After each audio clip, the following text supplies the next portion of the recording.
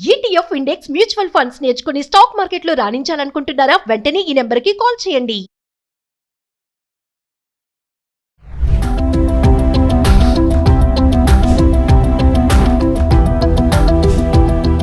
నమస్తే, welcome back to Suman TV. Present మనతో పాటు ఉన్నారు అనలిస్ట్ మందర్ కృష్ణారెడ్డి గారు. నమస్తే సార్. నమస్తే అమ్మా.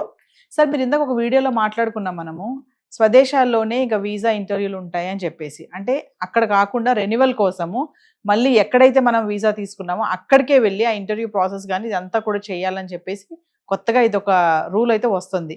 మరి ఒకసారి వివరాల్లోకి వెళ్తే దీంట్లో ఏమైనా మినహాయింపులు ఉంటాయా ఏంటి? అక్కడికి వెళ్ళి మళ్ళీ చేసుకుని రావడము అంటే అది పెద్ద ప్రాసెస్ కదా సార్, ఖర్చుతో కూడుకుంది కూడా. ఒకసారి వివరాల్లోకి వెళ్ళి.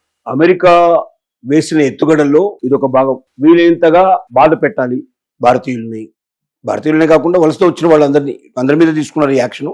మన భారతీయులు ఒకరే కాదు. రెండోది ఏమిటంటే వీలైనంత ఎక్కువ మంది, అంటే ఇప్పుడు ఎక్కడి నుంచి అయితే మీరు వీసా మొట్టమొదట దాఖలు చేసుకున్నారో, అప్లై చేసుకున్నారో అక్కడికే వెళ్ళండి. అక్కడి నుంచే మళ్ళీ అప్లై చేయండి. అక్కడి నుంచే మీరు తీసుకోండి, వీసా తీసుకోండి. మళ్ళీ ఎక్స్టెన్షన్ వీసా కూడా అక్కడ నుంచి తీసుకోండి. మీకు మీ కంపెనీ మీ ఉద్యోగాన్ని ఎక్స్టెండ్ చేసినప్పటికీ వీసా ఆటోమేటిక్గా రాదు. గతంలో అయితే ఏంటంటే ఆటోమేటిక్గా వీసా వచ్చే అవకాశాలు, అమెరికాలోని దాన్ని దాఖలు చేసుకునే అవకాశాలు, కొంతమంది సింగపూరు, జర్మనీ నుంచి అక్కడి నుంచి కూడా దీన్ని ఏజెంట్ల ద్వారా పంపించుకొని చేయించుకొని తెచ్చుకునేవాళ్ళు. ఎంత టైం లేకుండా తొందరగా వచ్చేది. రెండోది వాళ్ళు ఇక్కడ నుంచి కదలాల్సిన అవసరం లేకుండా అమెరికాలోనే వాళ్ళ ఉద్యోగాలు చేసుకుంటూ వాళ్ళ వ్యాపారాలు చేసుకుంటూ వాళ్ళు అక్కడ ఉండేవాళ్ళు. H1B వీసాలు ముఖ్యంగా ఏంటంటే ఉద్యోగాలు చేసుకునే వాళ్ళకే ఇస్తారు కాబట్టి వెళ్ళేది. ఇప్పుడు ఏ వీసాదారుడైనా, ప్రతి ఒక్క వీసాదారుడు కంపల్సరీగా మీరు వెళ్లాల్సిందే. మీ దేశాలకు వెళ్ళి అక్కడ నుంచి అప్లై చేసేయాల్సిందే అని చెప్తున్నారు. రెండోది అంటే 14 ఏళ్ల లోపల పిల్లలు, 79 ఏళ్ల వయసు పైబడ్డ వాళ్ళు ఇంతకుముందు వీసాకి వెళ్ళాల్సిన అవసరం ఉండేది కాదు. చిల్డ్రన్ కాబట్టి, ముసలాళ్ళు కాబట్టి, వాళ్ళ వల్ల పెద్ద హాని ఏమి లేదు కాబట్టి, వాడు దేశానికి హాని చేసేది ఏముంటుంది, ఆ వయసులో వాళ్ళు హాని చేసేది ఏముంటుంది కాబట్టి 14 ఏళ్ల లోపల పిల్లలు, 79 ఏళ్ల పైన ఉండేటువంటి వయసు ఉన్నటువంటి పెద్దవాళ్ళు, వృద్ధులు వీసాకు వాళ్ళు అటెండ్ కావాల్సిన అవసరం లేదు. వాళ్ళు వీసా పేపర్లు పంపిస్తే ఆటోమేటిక్గా వీసా మంజూరు అయిపోతుంది అనేది చెప్పేవాడు. ఇంకొకటి నిన్న మొన్న తెలుస్తున్న విషయం ఏంటంటే, గతంలో వీసా 10 ఏళ్లకు ఒకసారి వీసా, 10 ఏళ్ళు పనికొచ్చేట్టుగా మనకు వీసా ఇచ్చేవాళ్ళు. ఇప్పుడు వీసాకి అప్లై చేస్తే 10 years ఇస్తారు. 10 yearsలో మనం ఎప్పుడైనా సరే వెళ్ళి 6 months ఉండి రావచ్చు. మళ్ళీ వెనక్కి వచ్చి మళ్ళీ 6 months కోసం అప్లై చేసుకుని వెళ్ళిపోవచ్చు. 2 రోజులు 3 రోజులు ఇక్కడ ఉండి మళ్ళీ వెళ్ళడానికి మనకు అవకాశం ఉండేది. ఇప్పుడు దాన్ని ఏం చేశారంటే 2 మాసాలకే కుదించారు. నీకు 6 నెలలు టైం ఇవ్వకుండా 2 నెలలు మాత్రమే ఉండు కంటిన్యూస్గా, మళ్ళీ వెనక్కి వెళ్ళు, మళ్ళీ 2 రోజులు 1 రోజులు గ్యాప్ ఇచ్చేసుకుని మళ్ళీ అప్లై చేసుకుని మళ్ళీ రా. కంటిన్యూస్గా 6 నెలలు కూడా ఉండడానికి వీల్లేదు అమెరికాలో అని కండిషన్ పెట్టారు. ఇది నిన్న మన చాలా మంది నాకు ఇన్ఫర్మేషన్ ఇచ్చినట్టు విషయం. ఇప్పుడు అట్లా ఇవ్వడం లేదండి, 10 ఏళ్ళు ఇచ్చినా కూడా 6 months ఉండేందుకు అవకాశం ఇవ్వడం కలపడలేదు, 2 నెలలు మాత్రం అవకాశం ఇస్తున్నారని. ఇప్పుడు చాలా మంది అక్కడ ప్రెగ్నెంట్ లేడీస్ ఉన్నారు, తల్లిదండ్రులు సాయంగా వెళ్తున్నారు. అలా వెళ్తున్న వాళ్ళకి 2 months కాగానే మళ్ళీ వెనక్కి వచ్చేసి మళ్ళీ అప్లై చేసుకుని మళ్ళీ పోవాలంటే రానుబోను ఖర్చులు ఎంత? ఇండియన్స్ పరిస్థితి ఏంటంటే సుమారుగా ₹1,00,000 ఖర్చు అవుతుంది. ఒక మనిషి వెళ్ళాలంటే ₹1,00,000 ఖర్చు అవుతుంది. 2 మనుషులు వెళ్ళాలంటే 2 lakhs ఖర్చు అవుతుంది. మళ్ళీ 2 లక్షలు పోవడానికి, మళ్ళీ 2 లక్షలు రావడానికి 4 లక్షలు అదనంగా ఖర్చు పెట్టుకోవాలంటే ఎవరి వల్ల అవుతుంది అది? అంటే రాకుండా తగ్గించడానికి మార్గాలు నటివి. ఇండియన్స్ ఎలాగో డబ్బుకు ఆలోచిస్తారు. ఒక 2 months మాత్రం ఇక్కడ ఉండేట్టుగా వస్తారు, లేదా ముందే వచ్చారంటే 2 months కదా. అప్పుడు ఏం చేస్తారు? వీళ్ళు రాకపోతే ఇక్కడ ఉండేటువంటి కేర్ టేకర్స్ని పెట్టుకోవాల్సి వస్తుంది. కేర్ టేకర్ని పెట్టుకుంటే వాళ్ళకి ₹1,00,000 పే చేయాల్సిన పరిస్థితి ఏర్పడుతుంది. వీళ్ళని ఇలా పంపించి మళ్ళీ తిరిగి తెచ్చుకునే దానికన్నా కేర్ టేకర్ బెటర్ అనే ఉద్దేశం ఉంటుంది. ఎందుకంటే 1,00,000 2 లక్షలతో అయిపోయింది, 4 లక్షల బదులుగా 1,00,000 2 లక్షలతో అయిపోతుందనే ఉద్దేశంతో లోకల్ వాళ్ళకి అవకాశం కల్పిస్తారు. లోకల్ వాళ్ళకి జాబ్స్ దొరుకుతాయి, లోకల్ వాళ్ళకి ఆదాయం పెరుగుతుంది అనేటువంటి ఉద్దేశంతో చేసిన పని. మరి కొన్ని దేశాల్లో కాన్సులేట్స్ ఉండవు కదా సార్, మరి వాళ్ళ పరిస్థితి ఏంటి? కాన్సులేట్లు లేనటువంటి దేశాలకు మాత్రం ఇక్కడ ఎగ్జంప్షన్ ఇచ్చారు. చాలా తక్కువ కాన్సులేట్ లేని దేశాలు, చాలా చిన్న చిన్న దేశాలు ఏవో ఉంటాయి తప్ప పెద్ద దేశాలన్నిటికీ కాన్సులేట్ ఉన్నాయి, ఒకటి మాత్రం లేదు. కొన్ని ఎగ్జంప్షన్స్ ఇచ్చారు, కొన్ని వీసాలకి ఎగ్జంప్షన్స్ ఇచ్చారు. అవి ఏమిటంటే, ఏ వీసాలకు ఎగ్జంప్షన్ ఇచ్చారంటే A1 visa, A2 visa, C3 visa. అధికారులకు సహాయకులు వీళ్ళు, అంటే ఎవరైనా అధికారులు వెళ్ళినట్టయితే వాళ్ళకి సాయం చేసేట్టు వాళ్ళు వాళ్ళకి ఇస్తారు ఈ వీసాలు. అంటే అఫీషియల్ వీసాస్. ఎవరైనా మంత్రులు కానీ లేకపోతే ఇంకా అధికారులు కానీ, పెద్ద పెద్ద అధికారులు కానీ ఆ దేశంతో ఏదైనా అగ్రిమెంట్ చేసుకోవడానికి వెళ్ళేవాళ్ళు, ప్రభుత్వంతో అగ్రిమెంట్ చేసుకున్న వాళ్ళ సహాయకులు కొంతమంది అసిస్టెంట్స్ వెళ్తారు, వాళ్ళకి ఇచ్చే వీసాలకి ఇది ఎగ్జామ్షన్ ఇచ్చారు.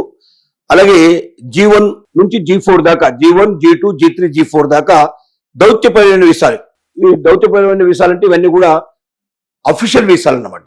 అంటే ప్రభుత్వం నుంచి ఒక ప్రభుత్వ ప్రతినిధి వెళ్ళి అక్కడున్న ప్రభుత్వంతో ఏదైనా చర్చలు జరపడానికి, ఏదైనా బిజినెస్ అగ్రిమెంట్ చేసుకోవడానికి, లేక దేశానికి సంబంధించిన ఏదైనా విషయాలు మాట్లాడడానికి అట్లా వెళ్ళేటువంటి దౌత్యపరమైన వీసాలు మాత్రం దీంట్లోంచి మినహాయించారు. ఇక మిగతా ముంబైలో B1, B2 వీసాల్లో ఇప్పుడు అదనయ్యే వాళ్ళకి పరిస్థితి ఏంటంటే, మన దేశంలో ఇంకొక సమస్య కూడా ఉంది. బాంబేలో వీసాకు కోసం ఇంటర్వ్యూల కోసం అటెండ్ అయ్యే వాళ్ళకి 3 మాసాలు టైం ఇస్తున్నారు, మినిమం టైం పడుతుంది. అలాగే ఇది చెన్నైకి వెళ్ళేసరికల్లా 9 మాసాల వరకు కూడా సమయం పడుతుంది. ఢిల్లీ వెళ్ళే వరకల్లా 6 మాసాల దాకా టైం పడుతుంది. అంటే 3 మాసాల నుంచి తీసుకుంటే 9 మాసాల దాకా వాళ్ళు ఇండియాలోనే ఉండాల్సిన పరిస్థితి ఏర్పడుతుంది.